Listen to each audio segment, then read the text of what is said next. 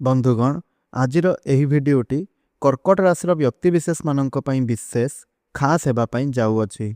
काहींकि जानिछंती काहींकि ना आजिर एही भिडियो रे आजिर मासिक राशिफल जहाँकि मार्च मास 2026 रो मासिक राशिफल संपर्क रे आलोचना कराजिबो एवं आपणकर स्वास्थ्य शिक्षा प्रेम जीवन वैवाहिक जीवन भाग्य क्यारियर बेपार वाणिज्य किपरि रहिबो ସେହି ବିଷୟରେ ମଧ୍ୟ ଆଲୋଚନା କରାଯିବ।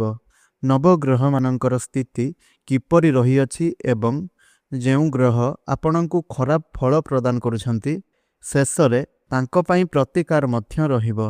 ତେବେ ବନ୍ଧୁଗଣ ଆଗକୁ ନିଶ୍ଚିନ୍ତ ଭିଡ଼ିଓଟିକୁ ଶେଷ ପର୍ଯ୍ୟନ୍ତ ଦେଖନ୍ତୁ ଏବଂ ଭିଡ଼ିଓଟିରେ ଆଗକୁ ବଢ଼ିବା ପୂର୍ବରୁ ଯଦି ଏପର୍ଯ୍ୟନ୍ତ ମୋର ଏହି ଚ୍ୟାନେଲଟିକୁ ଆପଣ ସବସ୍କ୍ରାଇବ୍ କରିନାହାନ୍ତି ତେବେ गोटे सब्सक्राइब करी भिडियोटी को आपण गोटे लाइक करी दियंतु एवं भक्ति आउ श्रद्धा मनरे कमेंट बॉक्स रे जय जगन्नाथ अवश्य रूप रे लेखंतु। तेबे बंधुगण आउ डेरी न करी चलंतु जानिनबा जे आपणकर नवग्रह मानकर स्थिति किभଳି रही अछि आपणଙ୍କୁ से केउ प्रकारर फल प्रदान करूछंती। देखंतु राशि चक्रर चतुर्थ राशिटी हेउछि आपणकर कर्कट राशि। कर्कट राशिर द्वितीय गृह रे केतु अछंती। राहु मंगल सूर्य एवं बुध अष्टम घरे एका सांगरे अछंती एवं शनि शुक्र नवम घरे अछंती। गुरु बृहस्पति द्वादश घरे अवस्थान करिछंती।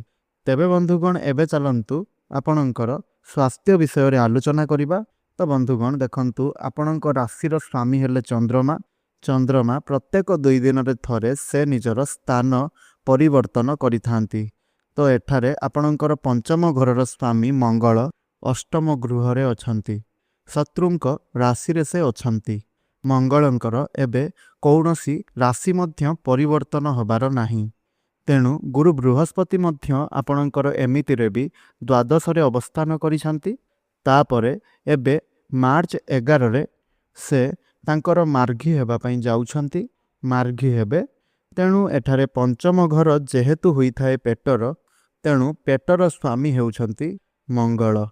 आपणकर पंचम घरर स्वामी हेउछंती मंगल। से अष्टम घरे अवस्थान करिछंती।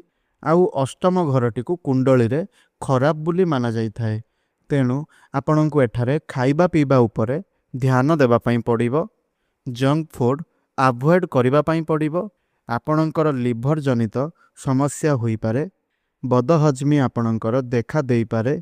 आउ मंगल राहुंक सांगरे जेहेतु अवस्थान करिछंती तेणु से अंगारक दोष मध्य बनाउछंती। तेणु आपणଙ୍କର निश्चिंत शरीर उपरे ध्यान देबा पई पड़िबो। जेमिति कि आपणଙ୍କର जंक फूड फास्ट फूड एही सब को आपण अवॉइड करंतु एवं खाइबा पीबा उपरे टिके ध्यान दियंतु देखिबे भलो हेबो। न हेले पेट जनित समस्या आपणଙ୍କର देखा देबो। तेबे बंधुगण जदि विद्यार्थी मानक विषय रे आमे आलोचना करिबा तो शिक्षा क्षेत्रर घर पंचम घर होई थाए। पंचम घरर स्वामी रहिले मंगल। से राहुंक सांगरे अछंती अष्टम घरे। तेणु गुरु बृहस्पतिंकर दृष्टि मध्य आपणଙ୍କର पंचम घर को पड़ू नाही। कौनसी ग्रह मानकर मध्य पंचम दृष्टि नाही। तेणु केवल राहुंक साथी रे मंगल जेहेतु अछंती तेणु पाठ पढ़ा को नहीं करी आपण बहुत भाविबे। मनरे आपणଙ୍କର इयाडू सियाडू भावना गुड़िक आसीबो। सेथिपई आपण मन को टिके कंट्रोल करंतु। डाइवर्टेड आपणଙ୍କର मन होई पारे।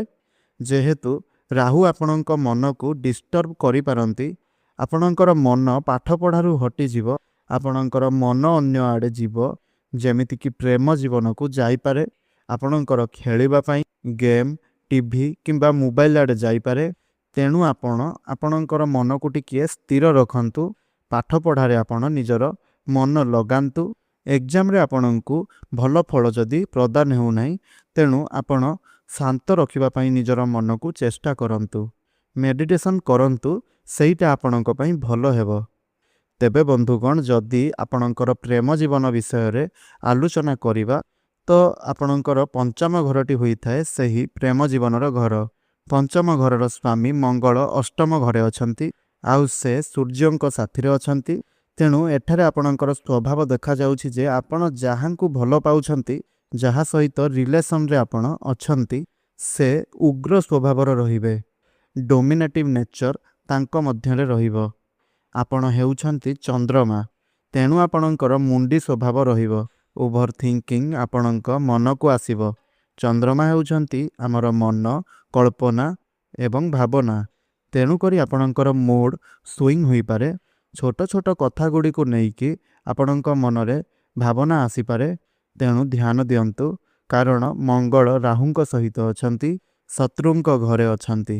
ତେଣୁ ଏମିତି କଥା କୁହନ୍ତୁ ନାହିଁ କି ଯାହାଦ୍ୱାରା ଆପଣ ଦୁଇ ଜଣଙ୍କ ମଧ୍ୟରେ ଝଗଡ଼ା ସୃଷ୍ଟି ହୋଇଯାଉ। ଆପଣ ଦୁଇ ଜଣଙ୍କର ଶତ୍ରୁ ନ ବନିଯାଆନ୍ତୁ। ଝଗଡ଼ା ଝାଣ୍ଟି ଏମିତି ମାତ୍ରାରେ ହେବ ଦୁଇ ଜଣଙ୍କୁ ଛାଡ଼ିକି ଯିବା ପାଇଁ ପ୍ରସ୍ତୁତ ହୋଇଯିବେ ଏବଂ କଥାବାର୍ତ୍ତା ବନ୍ଦ ମଧ୍ୟ କରିଦେବେ। ତେଣୁ ଆପଣ ଏବେଠାରୁ ସଚେତନ ହୋଇଯାଆନ୍ତୁ। ଆଉ ସବୁବେଳେ ଆପଣ ଚେଷ୍ଟା କରନ୍ତୁ କି ଯେହେତୁ ରାହୁ ଏବଂ ମଙ୍ଗଳ ଏକା ସାଙ୍ଗରେ ଅଛନ୍ତି, ତେଣୁ ଆପଣଙ୍କର ଏମିତି ହିଁ ସୃଷ୍ଟି ହେବ। ତ ଯଦି ଆପଣ ଝଗଡ଼ା ବି କରୁଛନ୍ତି ତାହେଲେ ଆପଣ 5 ମିନିଟ୍ 3 ମିନିଟ୍ କରିଦିଅନ୍ତୁ। ଯେତେବେଳେ ମନ ଶାନ୍ତ ହେବ ସେତେବେଳେ ଆପଣ ଠିକ୍ ଅଛି ବୋଲି ଭାବି ଆପଣ ଏହି ଝଗଡ଼ାକୁ ସଲ୍ଭ କରିନିଅନ୍ତୁ। ନହେଲେ ହଇରାଣରେ ପଡ଼ିପାରନ୍ତି। ଶତ୍ରୁ ଆପଣ ଦୁଇ ଜଣଙ୍କର ବନି ଯାଇପାରନ୍ତି।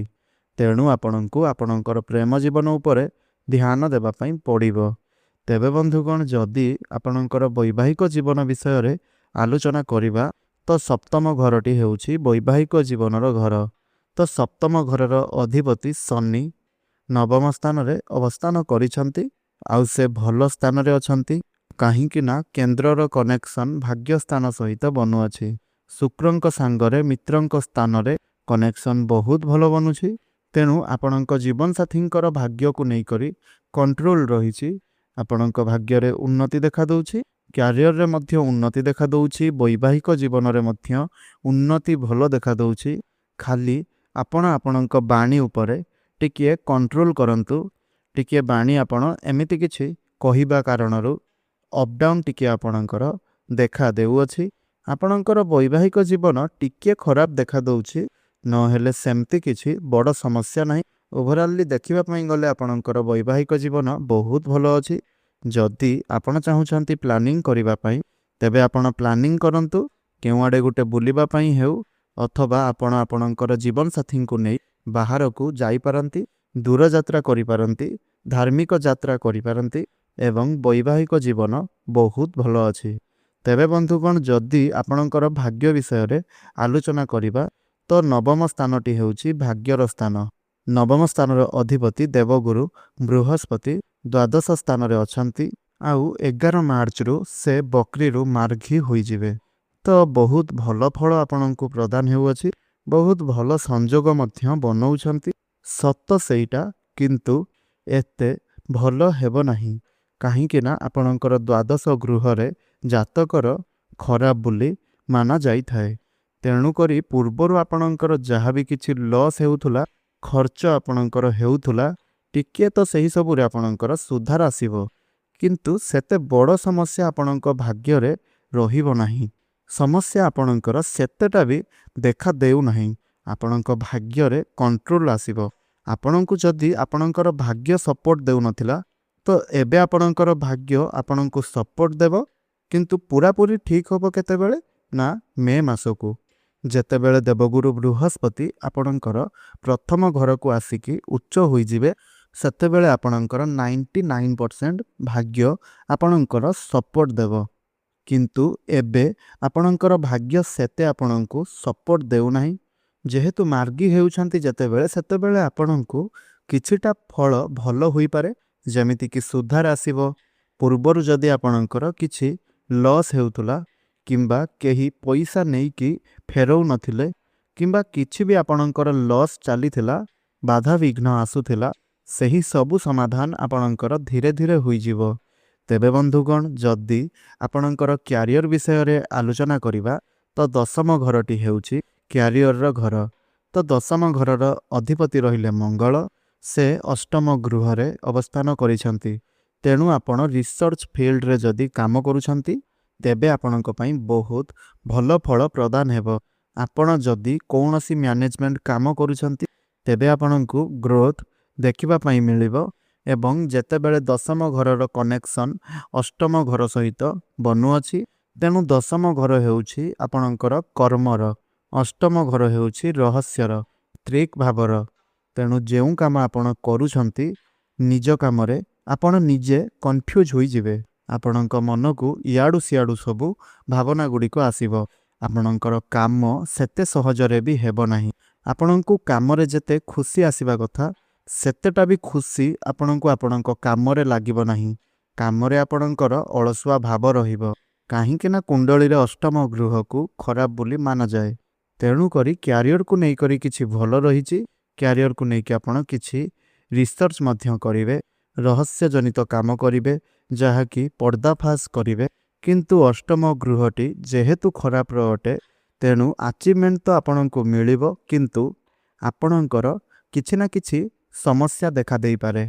ଅଯଥାରେ ଆପଣ ଟେନସନ୍ ହୋଇପାରନ୍ତି, ରାଗି ଯାଇ ମଧ୍ୟ ପାରନ୍ତି, ଟେନସନ୍ ହୋଇପାରନ୍ତି, ଯୁକ୍ତିତର୍କ ମଧ୍ୟ ହୋଇପାରେ, ପଲିଟିକ୍ସ ମଧ୍ୟ ଆପଣଙ୍କ ସାଥିରେ ହୋଇପାରେ। ତେଣୁ ଆପଣ ଏହି ସବୁଥିରୁ ଟିକିଏ ବଞ୍ଚିକି ରୁହନ୍ତୁ। ଆଉ ଆପଣ ଟିକିଏ ଚେଷ୍ଟା କରନ୍ତୁ କି କାହା ସାଥିରେ ଶତ୍ରୁତା ନ ବନେଇବା ପାଇଁ, କାହିଁକି ନା ସୂର୍ଯ୍ୟ ମଙ୍ଗଳ ଅଷ୍ଟମ ଗୃହରେ ଅଛନ୍ତି, 15 ମାର୍ଚ୍ଚ ପର୍ଯ୍ୟନ୍ତ ରହିବେ। ତେଣୁ ସୂର୍ଯ୍ୟ ଯେହେତୁ ଅଷ୍ଟମ ଏବଂ ନବମ ସ୍ଥାନରେ ଚାଲିଯିବେ 15 ମାର୍ଚ୍ଚ ପରେ, ତ ସେତେବେଳେ ଟିକିଏ ଆପଣଙ୍କର କଣ୍ଟ୍ରୋଲ ଆସିବ। ଏପ୍ରିଲ ମାସ ପର୍ଯ୍ୟନ୍ତ ଆପଣଙ୍କ କ୍ୟାରିୟରରେ ଟିକିଏ ଅପ୍ ଡାଉନ୍ ରହିବ। ତେଣୁ ଆପଣ ଯେଉଁ କାମରେ ହାତ ଦେବେ ସେଥିରେ ସେତେଟା ସଫଳତା ମିଳିବ ନାହିଁ। ଭାଗ୍ୟରେ ଆପଣଙ୍କର ବାଧା ସୃଷ୍ଟି ହେବ।